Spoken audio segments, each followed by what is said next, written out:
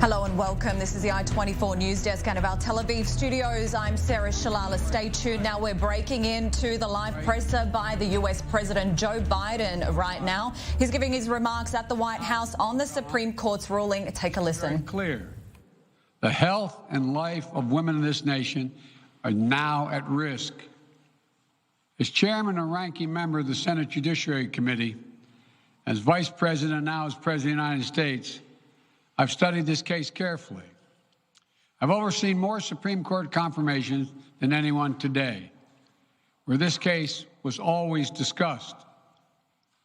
I believe Roe v. Wade was the correct decision as a matter of constitutional law and application of the fundamental right to privacy and liberty in matters of family and personal autonomy. It was a decision on a complex matter that drew a careful balance between a woman's right to choose earlier in her pregnancy and the state's ability to regulate later in her pregnancy. A decision with broad national consensus that most Americans of faith and backgrounds found acceptable, that had been the law of the land for most of the lifetime of Americans today. And it was a constitutional principle upheld by justices appointed by Democrat and Republican presidents alike. Roe v. Wade was a 7-2 decision written by a justice appointed by a Republican president, Richard Nixon.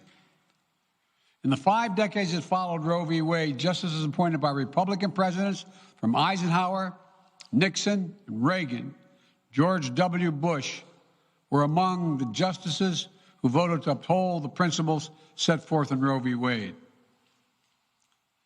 It was 3 justices named by one president, Donald Trump, were the core of today's decision to upend the scales of justice and eliminate a fundamental right for women in this country.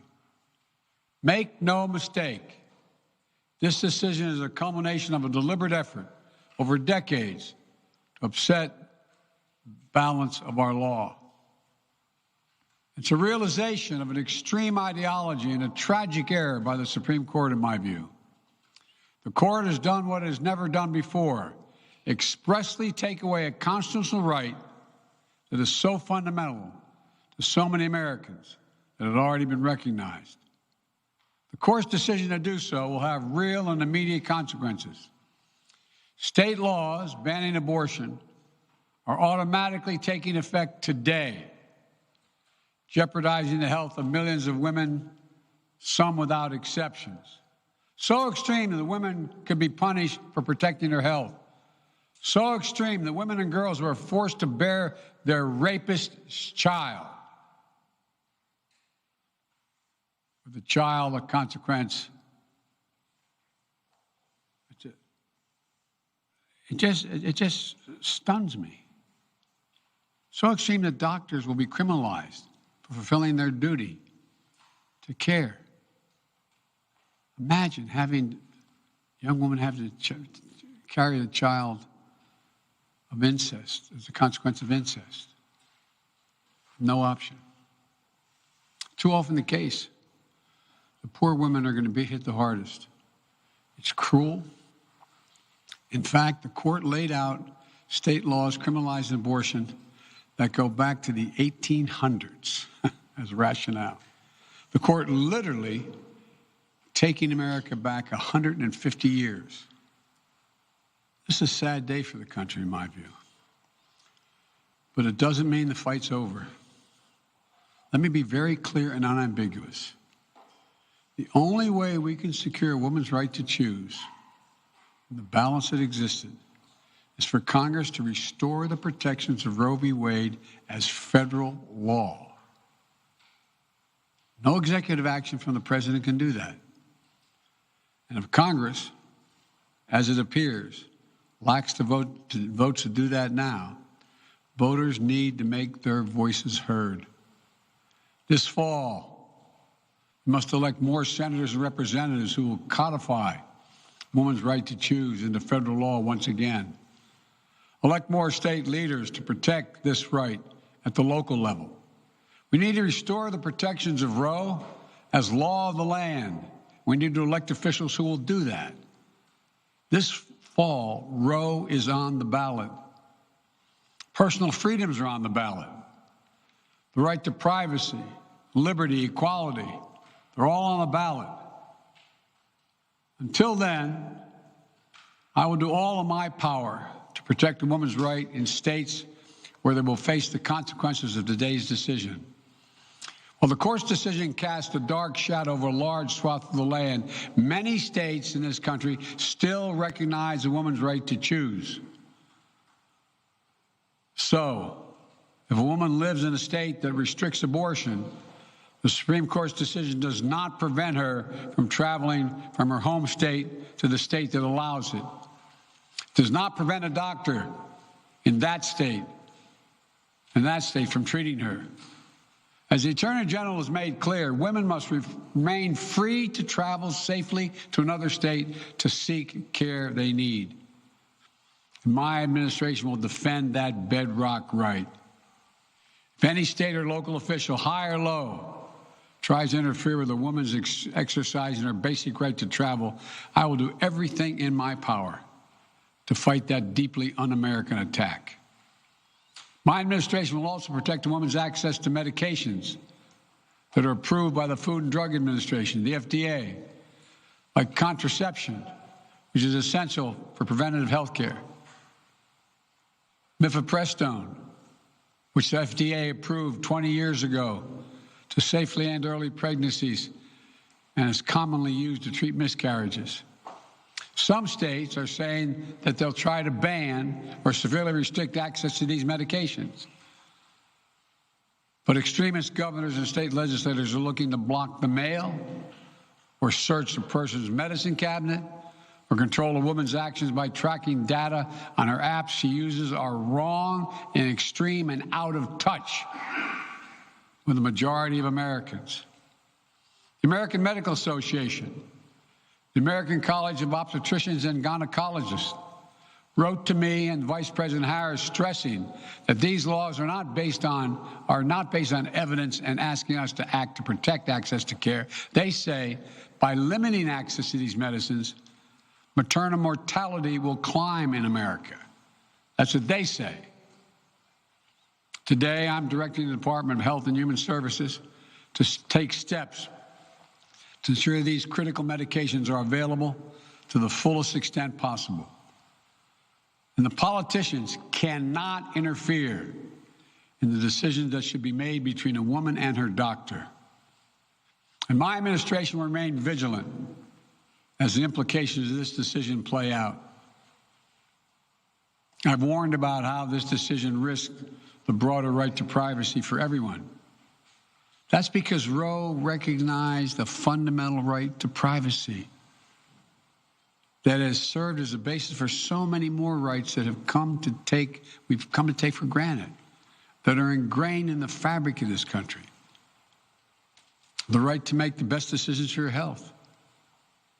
The right to use birth control, a married couple in the privacy of their bedroom, for God's sake. The right to marry the person you love.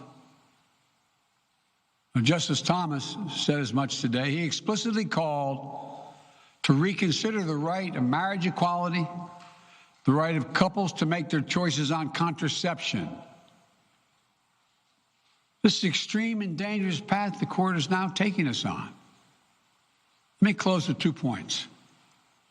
First, I call on everyone, no matter how deeply they care about this decision, to keep all protests peaceful. Peaceful, peaceful, peaceful. No intimidation. Violence is never acceptable. Threats and intimidation are not speech. We must stand against violence in any form, regardless of your rationale.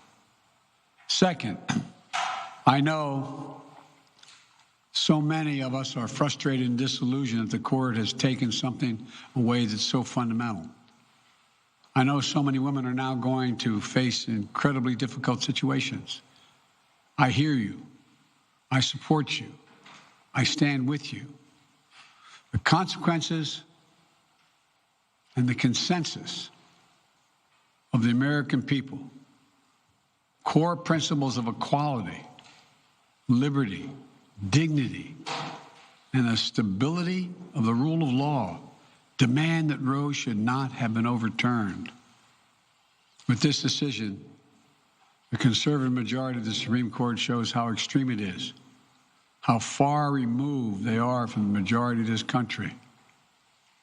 They've made the United States an outlier among developed nations in the world. But this decision must not be the final word.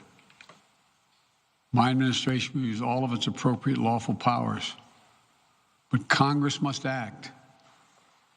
And with your vote, you can act. You can have the final word. This is not over. Thank you very much. More to say this in weeks to come. Thank you. Mr. President, do you still have confidence in the court, Mr. President?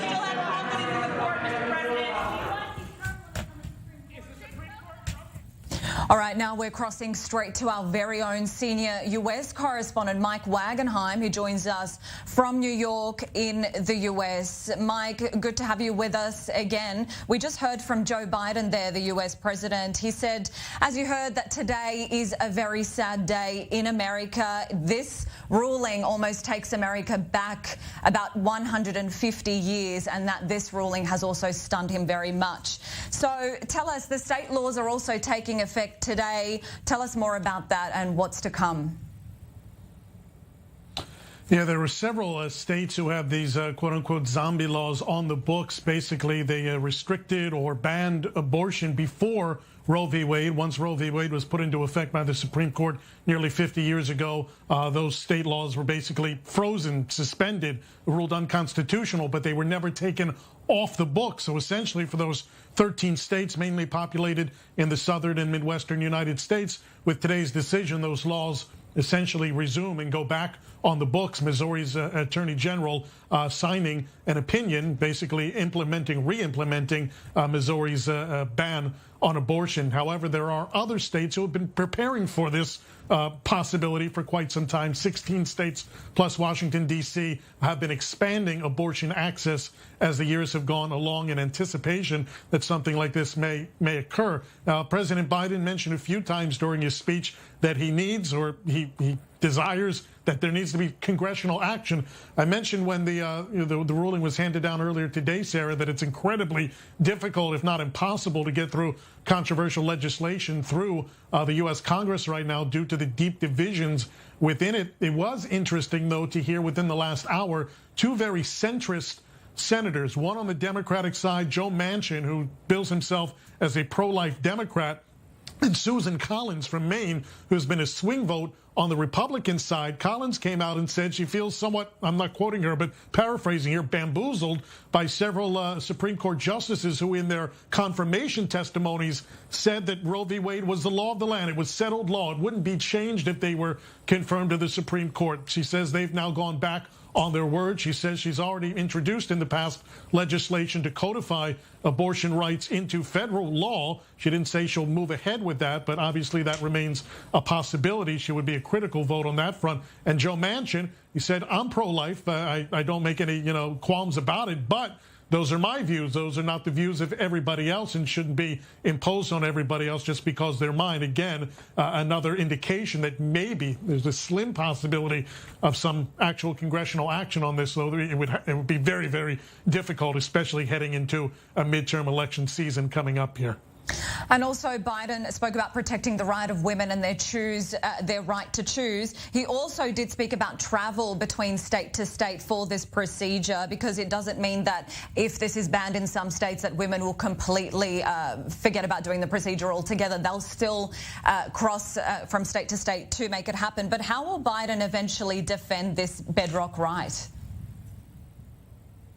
But keep in mind, there are some states who are banning or severely restricting abortion who are trying to pass accompanying or even inclusive laws saying that not only can you not get an abortion in X state, but it's illegal to travel outside the state to get an abortion as well. There's some extremists at the local levels in some of these states basically saying we should set up roadblocks and checkpoints once abortion bans go into effect to make sure that pregnant women aren't leaving the state without a valid. I mean, it's unfathomable. It's some of these extremists in some of these cases, what they're doing. So that's what Biden was making reference to there, is making sure that the federal government bears its weight to make sure that state borders are not, shut down or restricted for any reason in terms of letting women travel freely here. This is all quite unthinkable in certain parts of the world, but a reality here that the president wanted to make clear that he would defend going forward.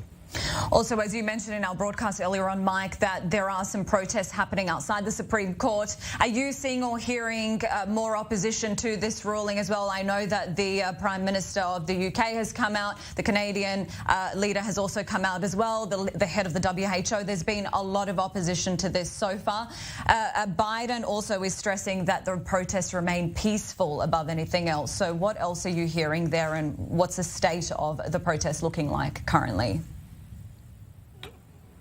Many protests outside the Supreme Court. I would anticipate in the coming days that there would be protests as well outside of state legislatures throughout the country, especially at those states that are restricting or banning abortion, with the decision coming down from the Supreme Court today. As President Biden said, he wants to make sure that all protests are peaceful from this point forward. That's in the context of threats that have come directed at Supreme Court justices specifically. Once that draft memo leaked out a few months ago, Justice Alito's draft on this particular decision drew a lot of backlash and some direct threats towards some of the more conservative members of the Supreme Court. So the president making sure, or at least trying to make sure, that everything is kept peaceful. But this is not going to die down today. The protests are just getting started on this front. But as the president said, and as many practical politicians have said, it's going to take action within the legislatures rather than the protest outside of them to really change the dynamic going forward. Absolutely, Mike. This is only just the beginning, and we'll just have to wait to see how it all unfolds and develops over the next few days and weeks. Mike, stay with us, though. We'll come back to you after the break. Thank you very much, our senior U.S. correspondent there, bringing us the very latest. Stay with us now. We'll be coming back in 2 minutes after the break. Stay tuned.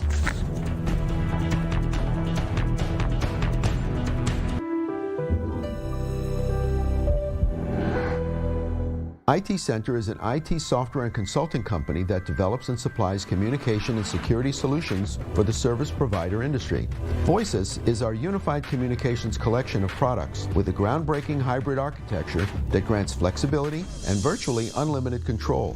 From standard maintenance and support to specialized consulting, our offer can be customized to serve any size of organization. Working with us brings efficiency to all your communications. Every day, everywhere, everything connected.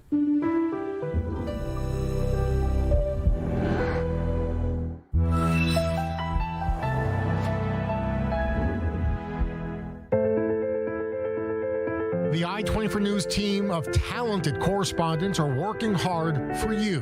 They're in the markets, on the streets, in the battlefields, getting the pulse of the story. Tune in for Beyond the Headlines to see how the top stories of the week are affecting real people.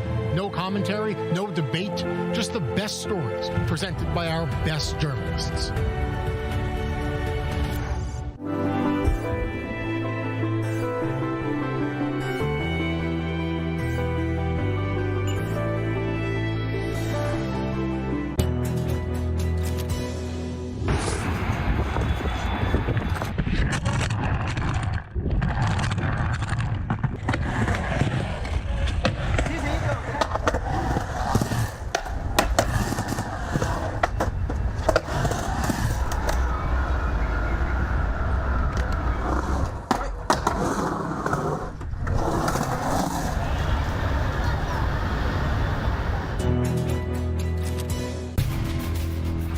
Strictly Security, your weekly look into security, intelligence, and strategic affairs. Our team brings the latest on the major international conflicts, analysis of the major security issues right here in the Middle East and around the globe. Join us for a close look at innovative military technology and get up to speed with what's happening in cyberspace. Saturdays, only on i24 News.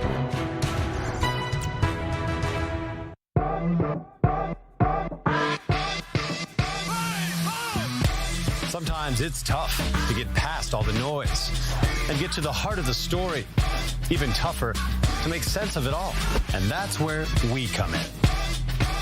I'm David Matlin, and each weekday I'll take on the most important topics, breaking down the issues so you can decide for yourself. Zoom in each weekday here at i24 News.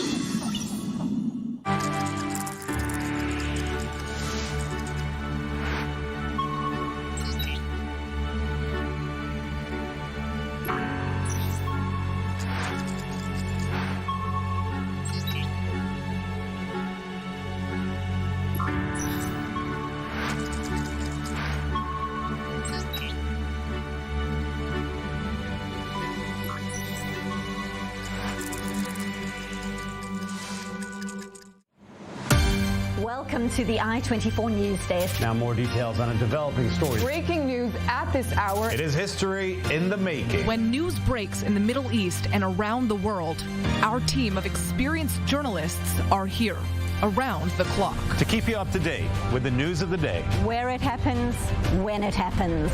Stay tuned and stay informed. Every day on the hour. The heart of the new Middle East. Beats on i24 News.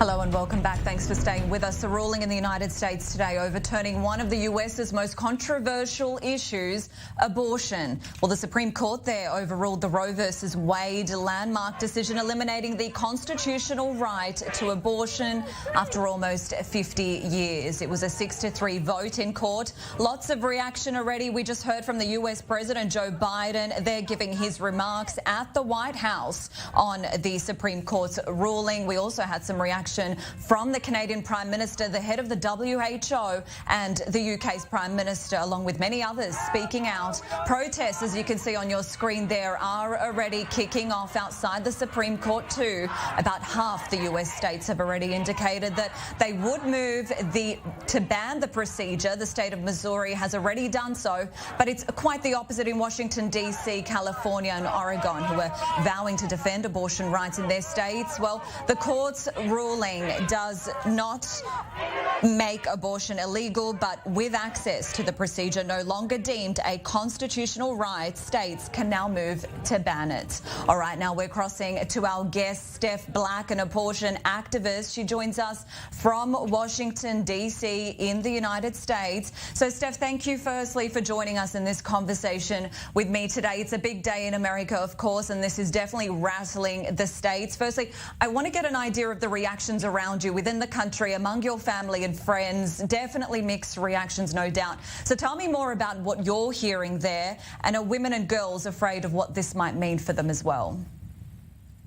It has been an enormous outpouring so far. I know that there are lots of people outside the Supreme Court right now. I've seen people outside of Supreme Courts their state courthouses all across the country. People are scared, and this won't affect just women and girls. This will affect all people who need abortion care, and it will affect their communities.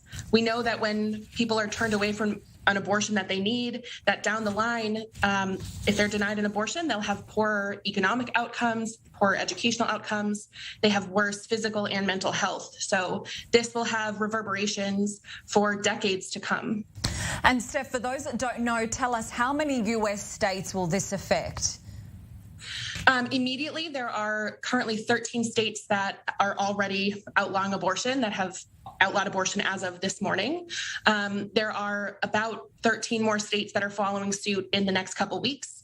And then there are probably another 10 or so that will continue to try to outlaw abortion in the coming months. So this isn't just an immediate reaction. This will be a slow burn, if you will. This will continue to get worse as the weeks come. And also, some politicians were reacting earlier on. We mentioned a few of them. Stay with us, Steph, there. We'll come back to you. Let's take a listen first to some of these sound bites from these politicians.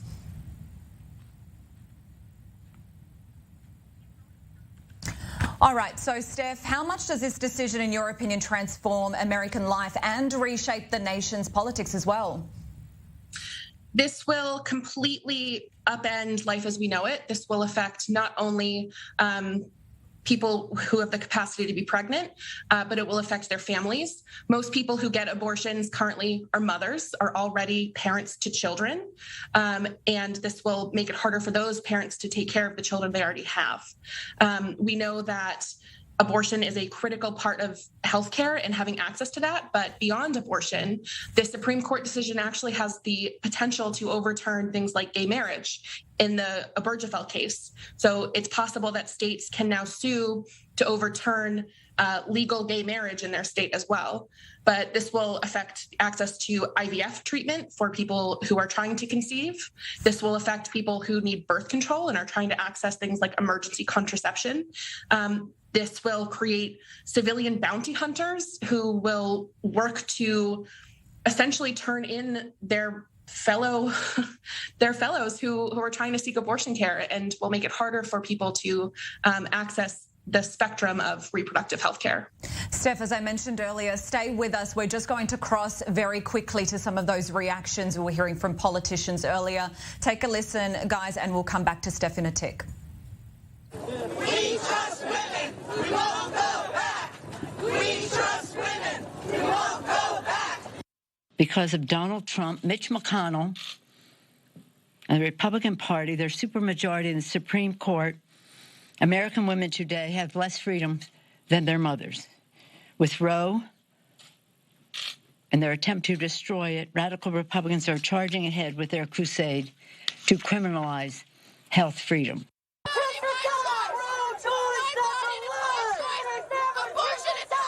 I think what the Supreme Court just did was that they chose to endanger the lives of all women and all birthing people in this country. But not only that, they've chosen to strip rights from men too. Because frankly, the right to our own bodies and the right to form our families, this is something that belongs to all of us, and it does not belong to lawmakers. We trust women. We won't go back. You're welcome back. Just make sure you got somebody behind. Steph, thank you so much for staying with us. We'll just continue our discussion here. Tell us, what do you think it will take to overrule the Supreme Court decision? I think it's too soon to answer that. I think there are so many factors at play here, but if people are trying to help abortion seekers in their states, they can donate to local abortion funds. They can join practical support organizations and actually help transport abortion seekers, potentially across states, across state lines, across the country, even into other countries. So while it might be too soon to tell what's going to happen on a national level, while things are still shaking out, there are absolutely actions that people can take today to make abortion access a reality for people in their community. And also, Steph, just because abortions are being banned in some states, it doesn't really mean that women will stop wanting to have an abortion should they feel like they have a need to go through that procedure. So this could mean crossing states and going to other countries for this procedure illegally, perhaps. This would put a lot of women in danger potentially. Tell us more about your thoughts on that.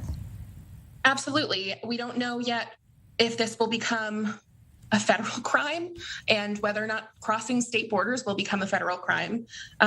What we do know is that there are ways that people can induce abortions safely and effectively at home using abortion medications. Websites like Plan C Pills and Aid Access are great resources for people who are worried about crossing state lines or traveling far distances. But certainly people will be working to do that.